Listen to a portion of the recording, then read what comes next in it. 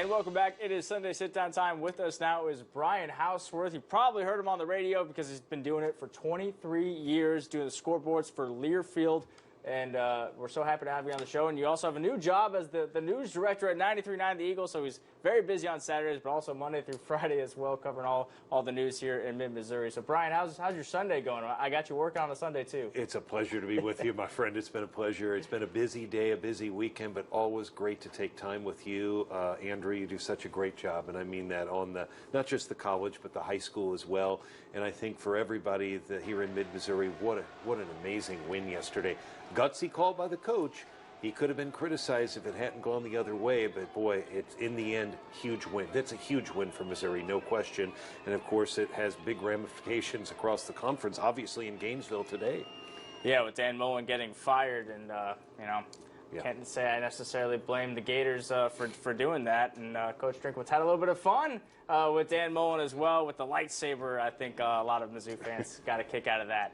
Well, Brian, you're doing the Mizzou scoreboards all season. You've seen this team go from, we saw what happened with Tennessee, and then all the way to this. I guess just to have this win for Mizzou, to get bowl eligible, how important do you think this is for the direction of Eli Drinkwitz's program here? Well, it's a huge win, obviously, Andrew, because they've got a very tough game coming up against Arkansas, which we'll talk about. Arkansas came, in my opinion, very close to beating Alabama. They had a chance to take the lead at one point in the game and came very close, but they just could not get over the hump, if you will. But still, to 42-35, that was amazing. We'll talk about that. So you didn't want to have to depend on that final game on Thanksgiving Friday.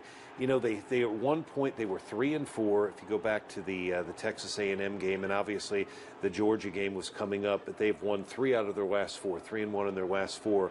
And in all those games, the common denominator, Andrew, and you've been at all those games, has been the play of the defense. It's been impressive how they've been able to really, Coach Wilkes has obviously made adjustments. They've been more aggressive. They're flying to the football. Fewer mistakes. The number of penalties has declined. That was a big problem early, and still they had 4 yesterday. You don't want to have any, ideally, but that has been the biggest thing. And then Tyler Beatty's consistency at running back, just the numbers he has put up, amazing. And finalist right now, one of them for the Doak Walker Award. Connor Bazelak, the quarterback for the Tigers, he played the entire game, unlike he did the week before when he was pulled in the final drive. There was some boos out there from Mizzou fans. That warranted, you think, or should fans have, maybe been, a little easier on the Tigers QB1? It's a great question. It's a fair question, and it's tough for me to answer. I don't think I certainly wouldn't boo him. I can understand the frustration of fans, though, that wanted more offense, but you have to remember Florida's got a lot of talent on the defense. They've struggled at times, obviously. But Bazelak, when it came time to get it done, I mean, if you look at that last play and you were down there, that throw off balance, falling backwards, and he waited until the last possible second to throw that ball, really quarter of a second. He would have been hit and dropped for a sack if he had waited just another maybe half a second or a second.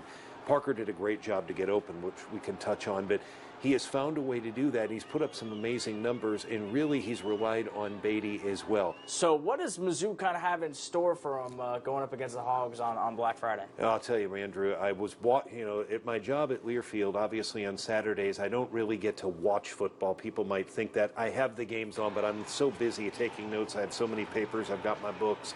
I'm writing as many notes down as I can, and I'm monitoring. I'm on the air literally constantly with Alabama. So I'm watching the games, and for Arkansas to put up 35 points at Bryant-Denny in that kind of noise, think about that, the noise. You've been at Bryant-Denny when Mizzou, you can't hardly hear down there, and KJ Jefferson wasn't fazed by it. The other thing I should point out, Sam Pittman, he has ties to Missouri. I started in Carrollton, my first job, and Drew Locke's family still has a lot of family up there, Andrew. But he had just left there a couple of years earlier, but I remember people up in the Trenton and Princeton areas were telling me about a coach, Sam Pittman. They were really impressed. He ended up going to JUCO and really worked his way up. It took him a long time to get this opportunity, but he's done a fine job because they have a tough schedule.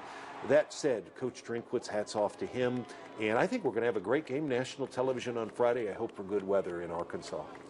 I hope so, too. I've been to Arkansas when the weather isn't so good, so I think everyone's looking forward to that. Well, Brian Hauswirth, thanks so much for coming on the show. We look forward to seeing you do the scoreboards again, or hearing you do the scoreboards again next week. Sounds good, Andrew. It's always a pleasure. I appreciate you, buddy. Awesome. Keep up the good work. All right, we'll be right back after this.